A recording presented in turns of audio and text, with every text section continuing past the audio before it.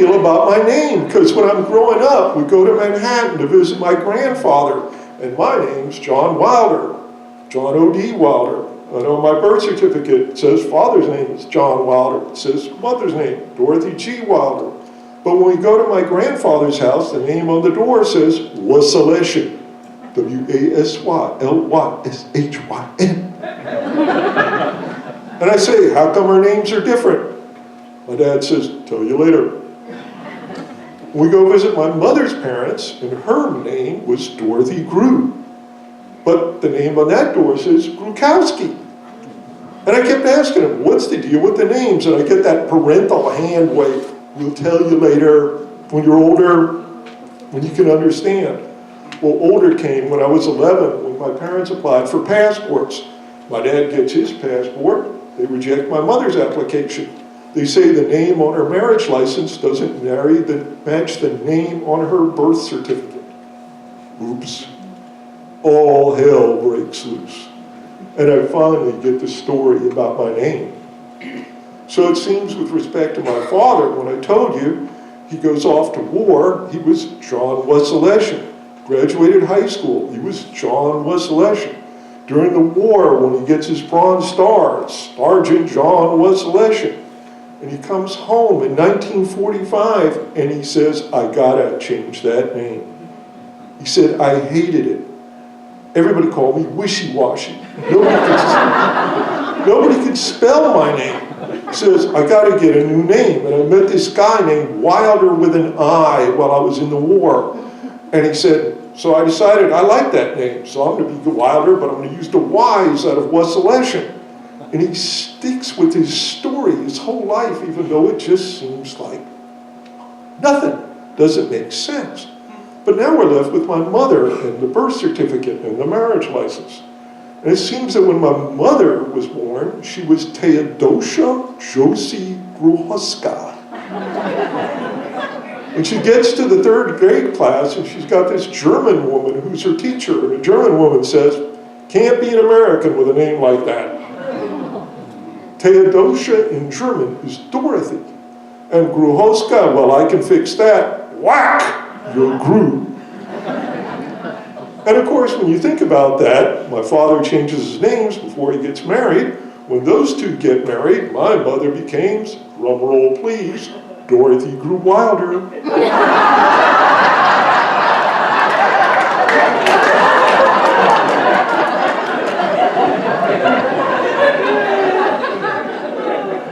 And of course, there's this little problem with the fact that the name on the marriage license isn't her real name. So now I'm kind of wondering, what does that mean about me and the fact that my parents probably weren't legally married when I was born? And my father, his whole life, sticks with this lame story about this guy named Wilder. And as he's getting on in years, he writes a memoir about it, and I get the memoir, and I'm so excited. I open to the page on his name, and it's the same silly story. Makes no sense. His whole family hated him changing his name. But you know, Sherlock Holmes once said, when you're solving a mystery, after you've eliminated everything else, whatever is left, however improbable, is your answer. So I thought, well, I'll just have to explain and accept the story of Wilder with a Y, until my wife goes on Google Earth and she enters Wilder with a Y. And there's a town in France, Wilder with a Y.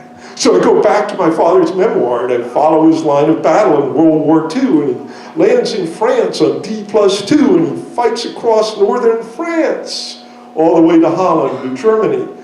And he didn't go through Wilder, France, but he was about 20 or 30 miles away and he had a Jeep. And one day he got a pass to go to Paris, because I got a picture of him at the Eiffel Tower in Paris with a big smile. So that leaves me with one final thing on my bucket list. One day I'm going to Wilder, France. And all I'm going to do is go to the town square and look around at everybody and see if anyone there looks just like me. Thank you.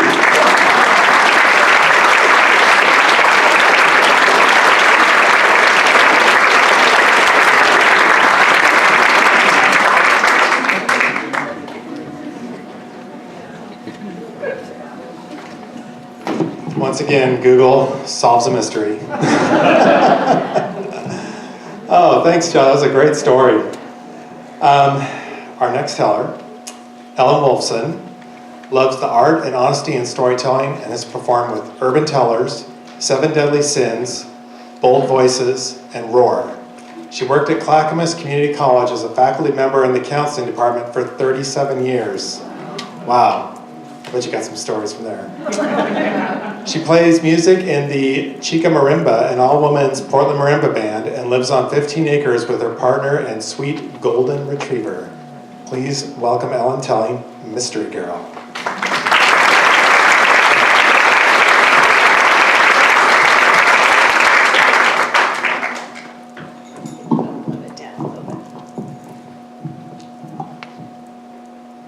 Hi, everybody.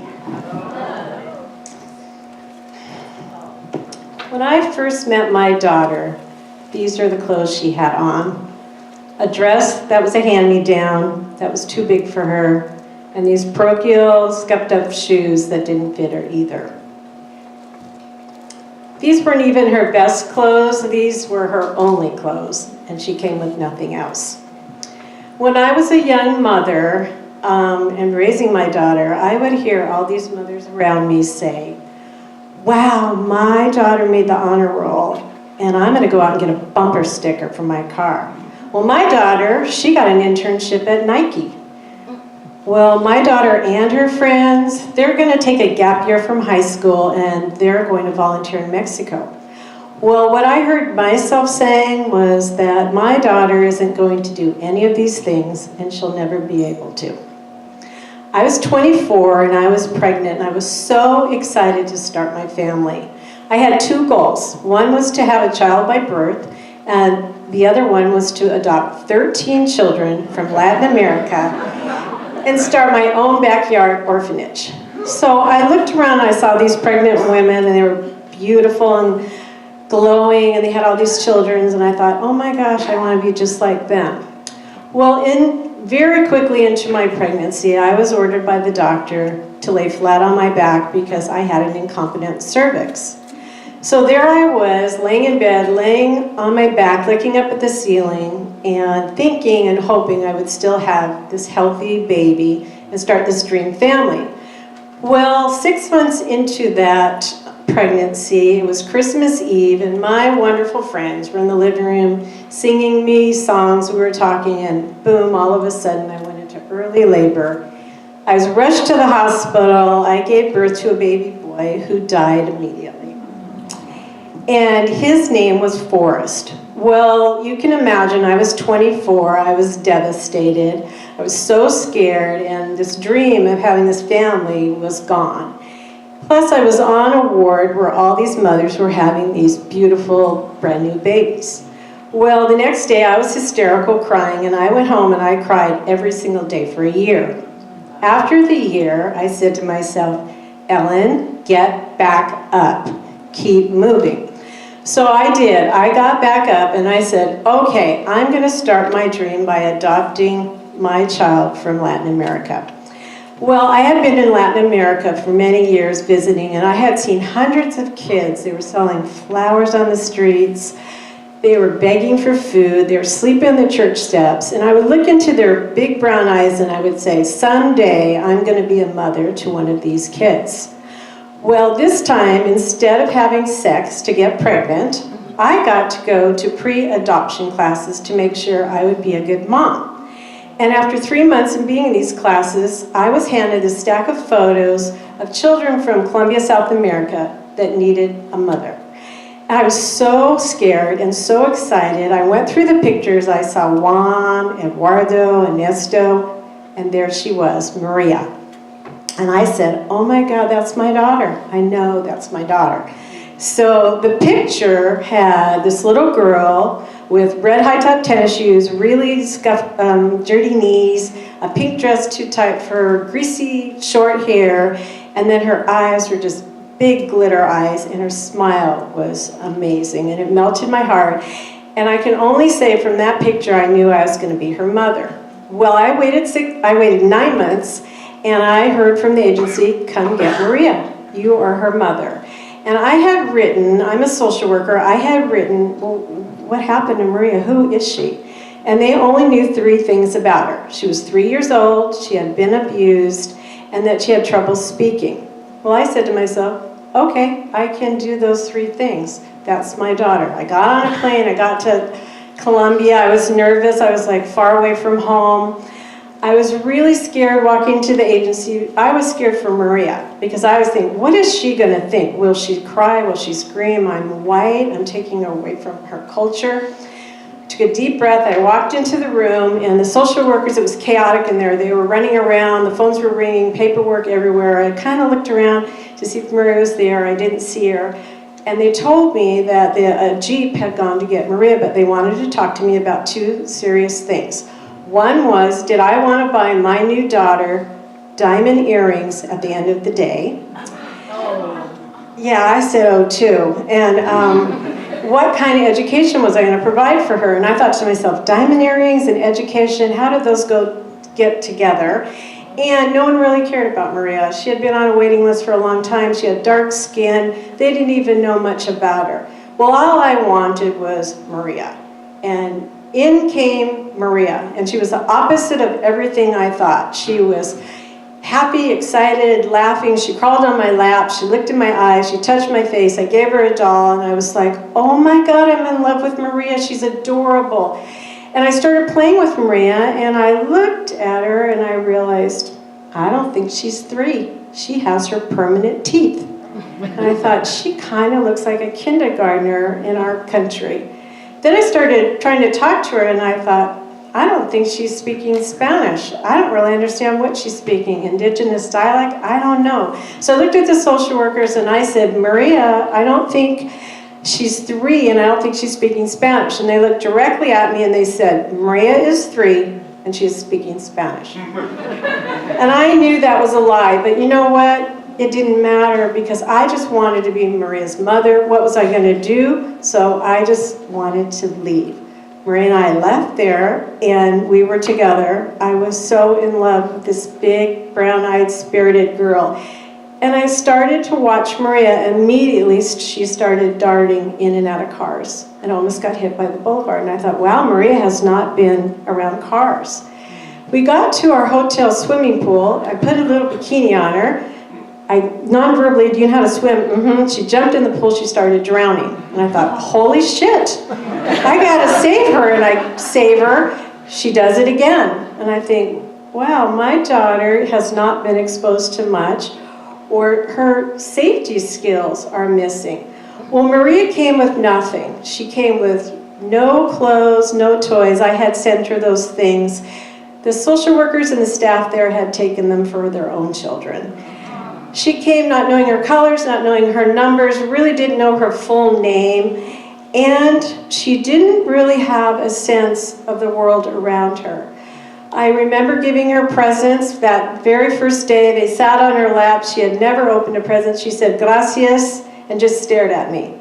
So my daughter wasn't exposed to much. Well, I got her home, and I took her right to the doctor.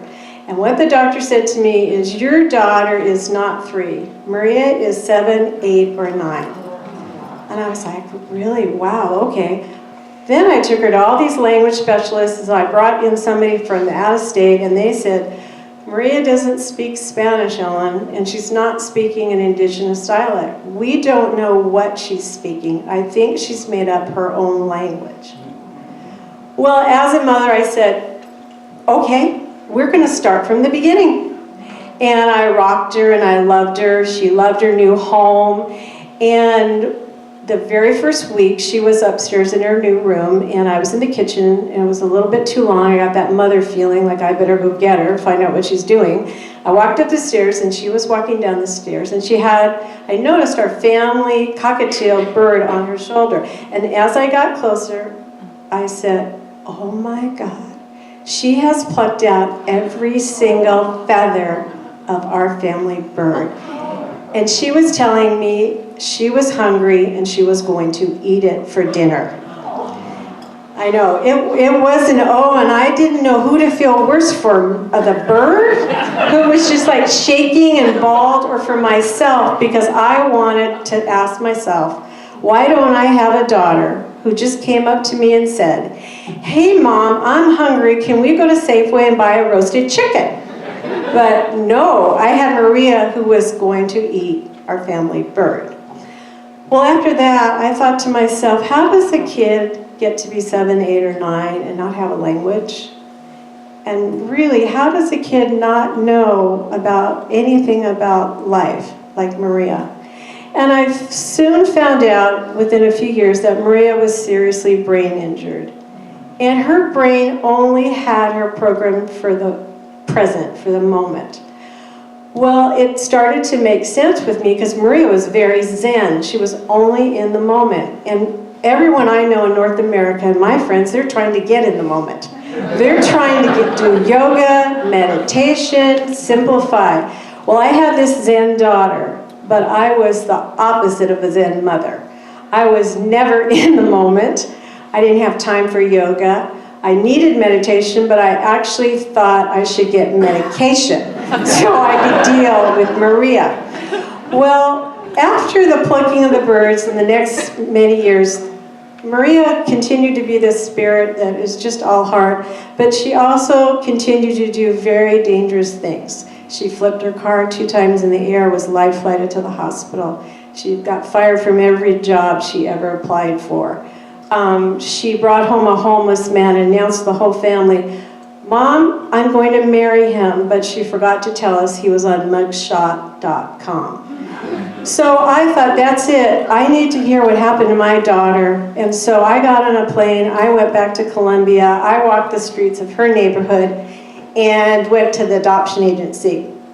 And what I learned about what happened to Maria was she was a little girl in a kind of a primitive community jungle. A woman took her, bought her, stole her, who was an alcoholic, abusive woman who couldn't speak Spanish herself, locked her in the basement of her house, and burned her with cigarettes, and also starved her. Maria was allowed out once a week to go to church, and the neighbors would see this little girl. Maria tried to run away. She lived on the streets. That woman found her, took her to the social welfare agency, and that's when I appeared to adopt Maria.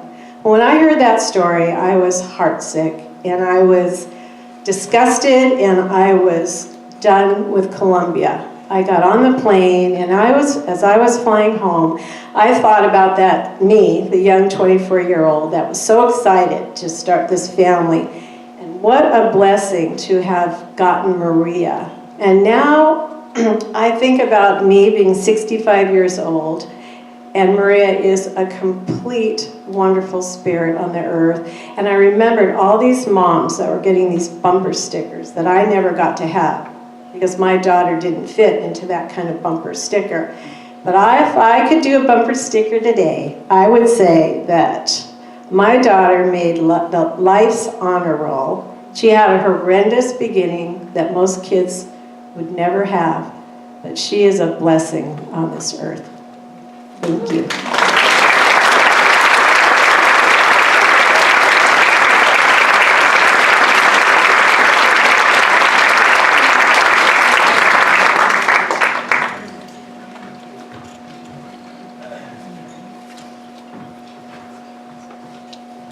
That was an amazing story. She's very lucky to have found you.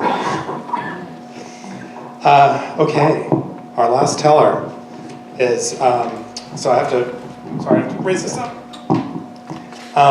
So a little bit of disclosure here. Our last teller is actually married to one of the tellers in our festival this year, Rick Huddle. And that's not how she got here, though. She got here of her own merit, and you're going to find out why, because I'm going to tell you. So Krista Nelson Huddle always knew she wanted to be an actress. She also knew she had a story to tell, but she had to get the chops to get there. She went to a free acting intro and ended up down a rabbit hole doing weird improv for a few years. A class turned into a performance troupe, the Tuesday Group, and branched out to part of the crew for a monthly variety show, Scratch PDX. On her own, she put together a solo show that she performed with Portland Story Theaters single-handedly, the One Fest, Orlando Fringe, and as an independent production. She has told stories on stage at the Local Moth, Portland Story Theater's Valentine's Show, the Mystery Box Show, and Nevertheless We Persist. In other news, she's a super mom to twin one-year-olds and married to that guy, Rick Huddle. Here she is telling Gotcha, Kristen Olsen Huddle.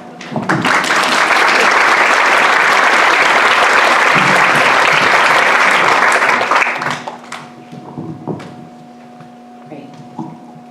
Thank you. In a middle school science class, we were asked to fold our hands, notice which thumb is on top, then fold it the other way, see how that feels. Go back to the original way. We were having a unit on genetics, and we learned that the way that you fold your hands is a trait that you inherit from your parents. When I was 6 years old, my parents died.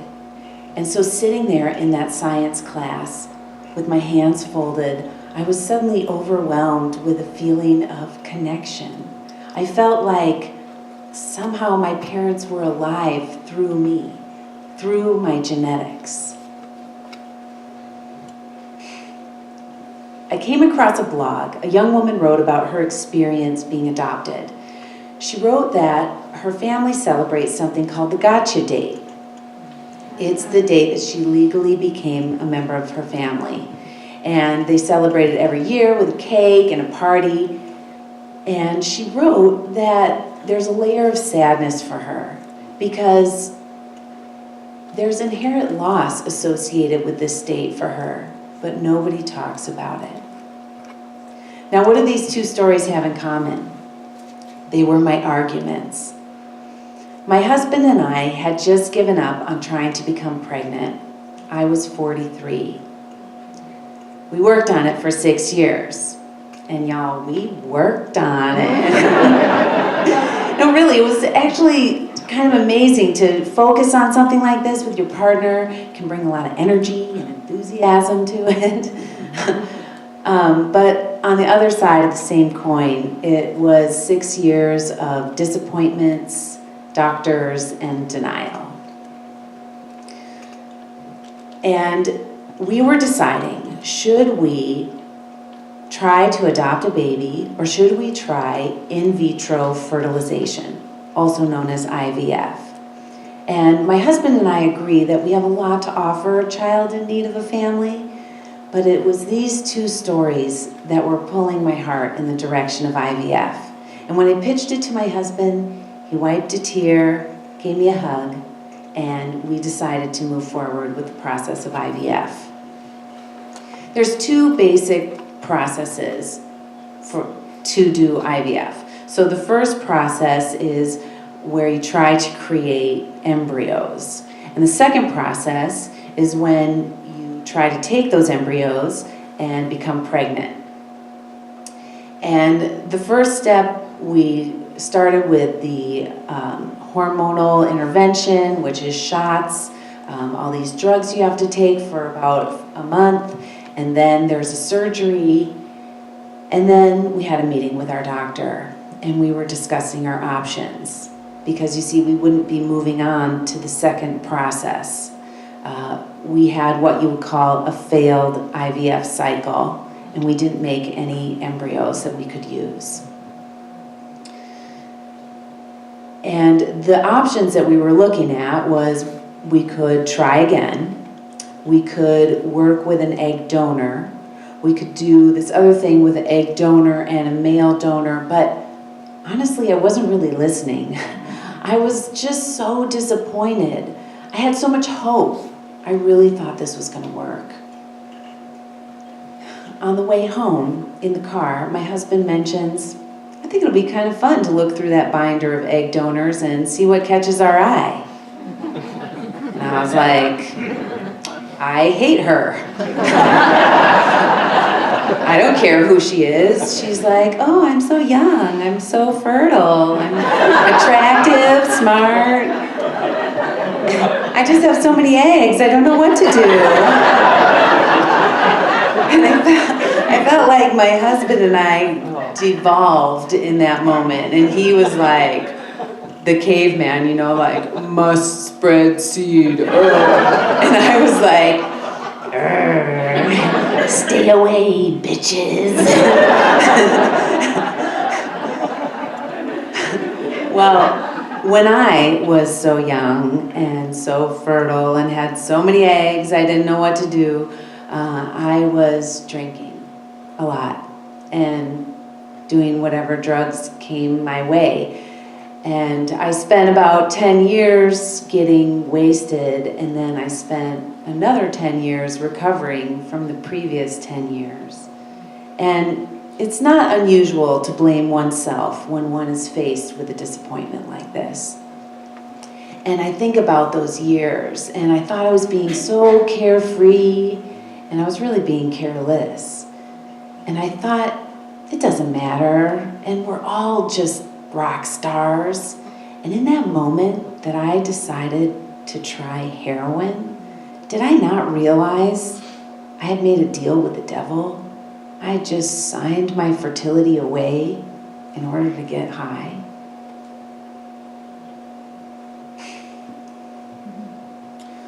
Well, my husband and I, we didn't have a plan B. We didn't know what to do. We actually got tickets to Thailand because we didn't make a baby in that process, but we did rack up a lot of miles on a credit card, and we were able to get tickets halfway around the world. But before our trip, we just had a lot of downtime together. We watched movies. There was a movie that we saw, it was a documentary, and it was about 2 women who had been adopted from Korea. And we got home kind of inspired because we never thought about international adoption. And, you know, we already had plans for Thailand. We'll just check it out, you know, why not look into it? Who knows? And so we pull up a page on the internet, and it tells us exactly what the requirements are for people who want to adopt a baby from Thailand. And the real zinger was that you must be under 40.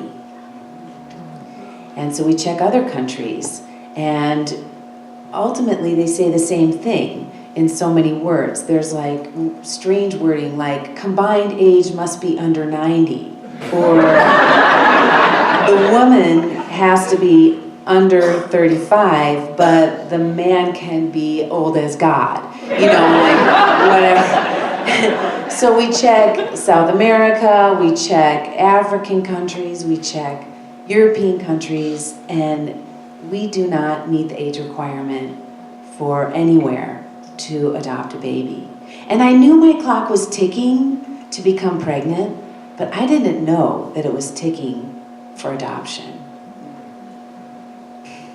But the internet, it's a funny thing. So you know how you're looking at a search engine and you're looking up something specific, but there's a column and it might say something close to what you're looking for, like, hey, have you thought about this?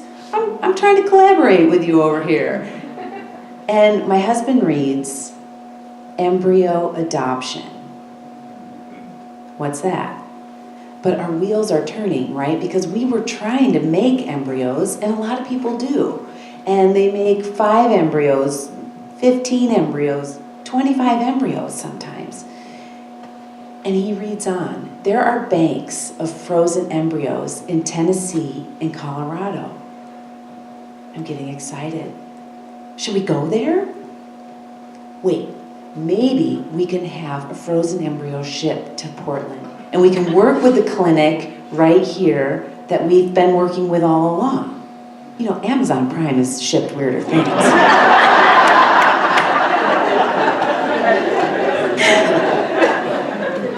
So I call the Portland clinic the next day, and I find out there is an embryo adoption program right there. It's not that big yet, so we would have to get on a waiting list. It should take about 10 months before we hear something. Would you like to get on the waiting list? I say, sure. And I text my husband, hey, we just got on a waiting list to get some embryos. And he writes back, great. A week later, we get an email, and a couple had worked with an egg donor. They made 5 embryos. And the female of the couple, she gave birth to 2 kids of that 5. And now there are 3 embryos up for adoption. And we get their profiles. So we have the male profile, the egg donor profile, all their health history back to their grandparents. Hers is spotless. It has to be because she's in a highly vetted program to become an egg donor. And his has Alzheimer's and cancer, which is really no different than my health history. And a funny thing about him is he's a mechanical engineer, which so is my husband. And the female, she had pictures of herself climbing a mountain. There was one of her, she had finished a race, and she's like that. There's a picture of her with her son. And she said the hardest thing she had to do was put herself through nursing school as a single mom. And her favorite book is The Alchemist. And I didn't hate her. I was falling in love. And I took off my reading glasses and I look at my husband and I say, what else are we looking for? If it's not this, why would we say no? So we said yes. And you guys, I had twins.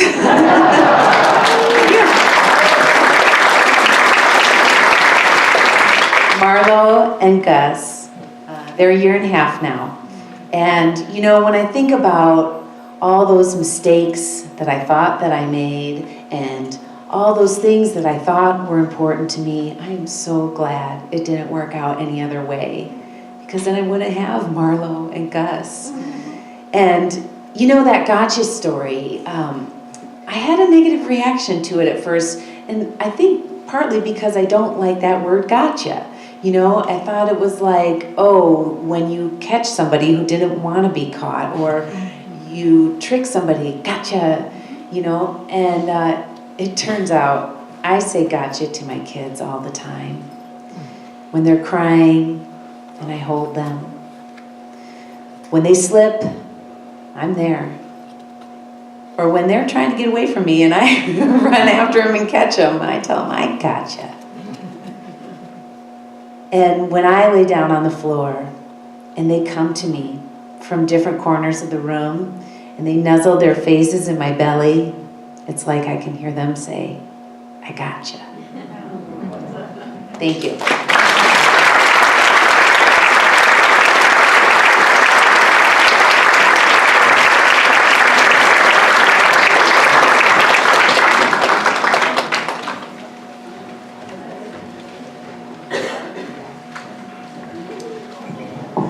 Nice job, Kristen. Boy, I feel a little bad now. I think I was kind of a spoiler alert that I... Oh, you should have told me. Oh, well. Really good job. Oh, boy. You guys, I don't envy you at all. I'm recusing myself. I can't vote. You guys got to figure this. I mean, I don't know how you're going to pick, so good luck with that. All right, so hopefully, I mean, if you want to leave, you can leave.